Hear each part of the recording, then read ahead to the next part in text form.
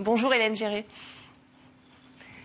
Bonjour. Merci beaucoup d'être avec nous ce matin en direct sur RT France pour nous parler de votre situation. Donc aujourd'hui, le pass vaccinal est imposé partout. Plus possible de faire un test Covid pour se déplacer. Quelle est votre réaction tout d'abord ? Ma réaction, écoutez, je suis absolument contre ce pass, bien évidemment, qui n'a rien de sanitaire, qui est profondément liberticide. Voilà. Vous avez l'impression d'être mise au banc de la société, finalement ? D'être écartée ? Écoutez, oui, on va dire, je suis mise au banc de la société, comme beaucoup de non-vaccinés, probablement, oui. Mais c'est pas ça le problème, c'est que vaccinés ou non vaccinés, on est tous plus libres. Parce que se promener en tant que vacciné avec une autorisation de circuler pour aller dans les lieux quotidiens, ben ça j'appelle pas ça de la liberté en fait.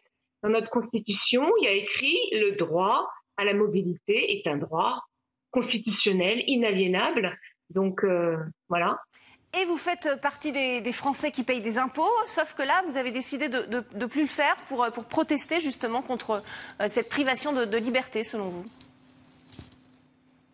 Oui, j'ai décidé, ça fait quand même un petit moment que ça me trottait dans la tête, je savais pas quoi faire pour m'opposer, pour dire un non ferme, parce que je pense qu'il faut tous qu'on dise un non ferme à ce qui est en train de se passer.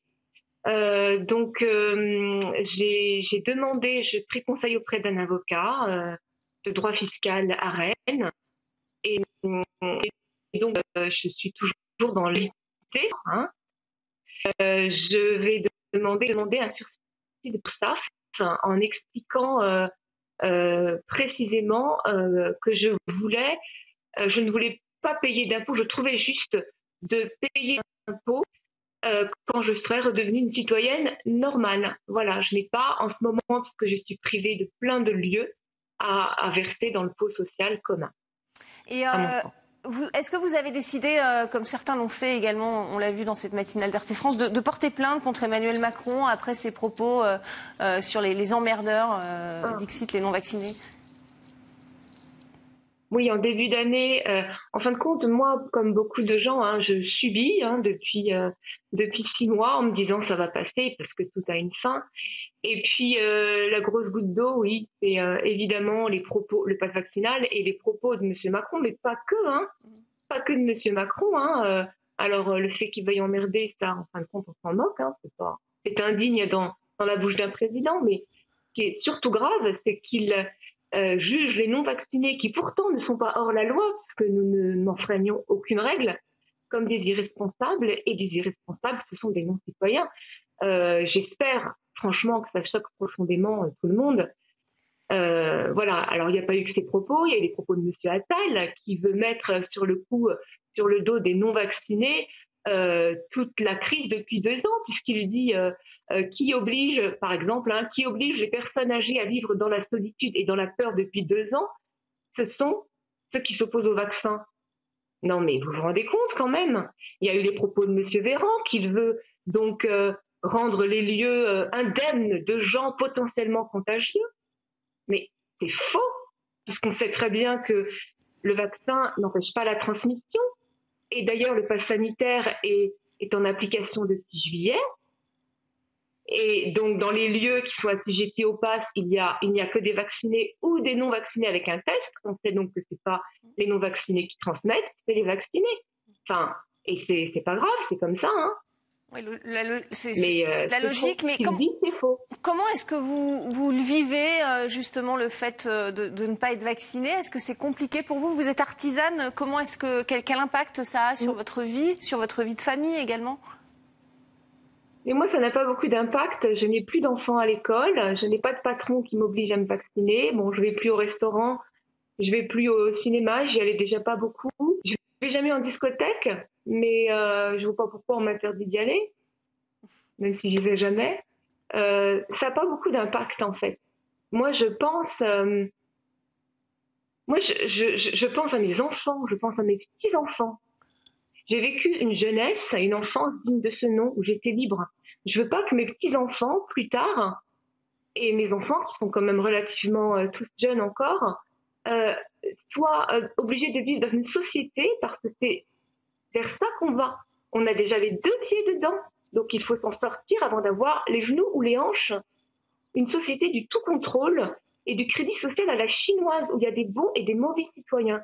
Regardez, tout est en place pour ça. Les gens se sont habitués à montrer patte blanche pour entrer dans les établissements. On a des bons et des mauvais citoyens, puisque M. Macron se charge évidemment de faire le tri. Donc on y va, c'est pas de la science-fiction, on y est. On y est vraiment.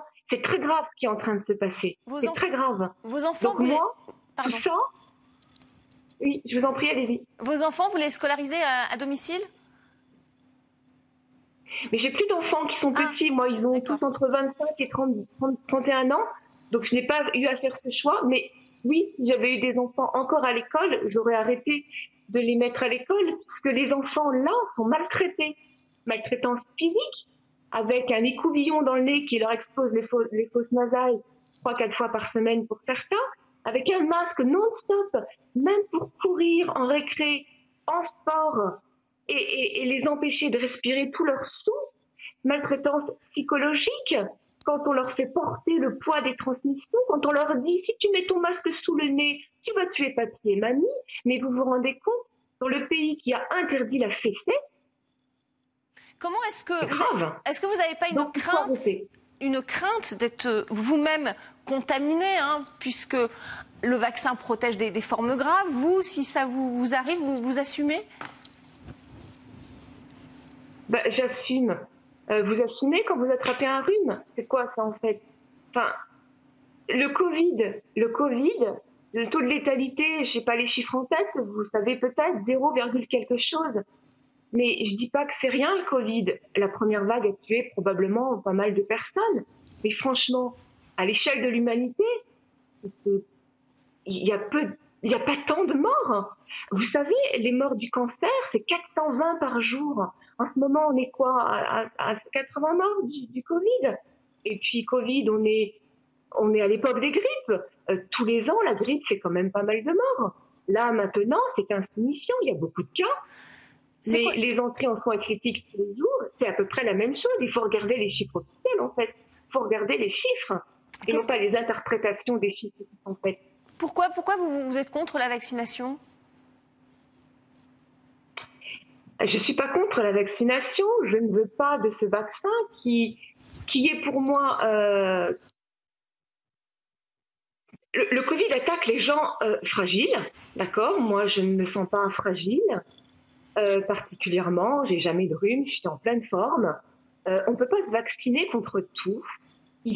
On a une immunité naturelle et il faut la booster au lieu de prendre des médicaments et des vaccins qui vont faire le travail à notre place.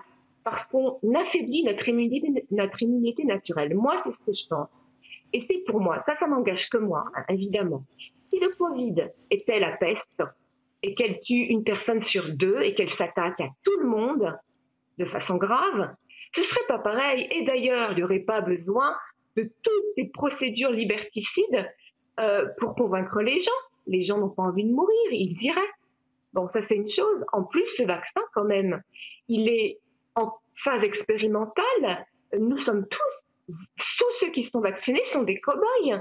Il faut quand même le dire, ça. Il y a énormément d'effets indésirables. Je m'y étais justement, c'est ma première démarche en juillet 2021. J'avais épluché les rapports de l'ANSM, l'Agence nationale de la sécurité du médicament, qui recensait déjà à peu près 1000 morts. Enfin, c'est quand même moins que les morts de l'épidémie. En tout cas, c'est votre point de vue, Hélène Géret. Oui, c'est peut-être moins, mais la médecine ne va pas nuire. 1000, c'est déjà beaucoup. Là, on est à 1000. C'est déjà trop. Et si en plus ce sont des gens, si vous mourrez parce que vous avez une maladie, ben c'est dommage, c'est la vie. On ne doit pas mourir parce que on a voulu prendre quelque chose en prévention de. Merci beaucoup, Hélène. Si c'est pour. Il nous reste plus de temps, malheureusement. Pardonnez-moi, oui, on arrive. Je veux dire un dernier mot. Très court, alors, parce qu'on arrive au terme de cette matinale, allez-y. Très court. Je veux dire à tout le monde que depuis cette médiatisation que j'ai sur moi, j'ai eu des centaines et des centaines et des centaines de messages de gens vaccinés ou non, hein, d'ailleurs, hein, qui me disent bravo, on est d'accord avec vous, on pense comme vous. Donc c'est à chacun d'inventer son non. Chacun, vous pouvez dire non, je ne sais pas, afficher sur vos fenêtres des gros noms, porter plainte. Vous allez trouver, mais relevez la tête. Nous sommes des citoyens libres et dignes.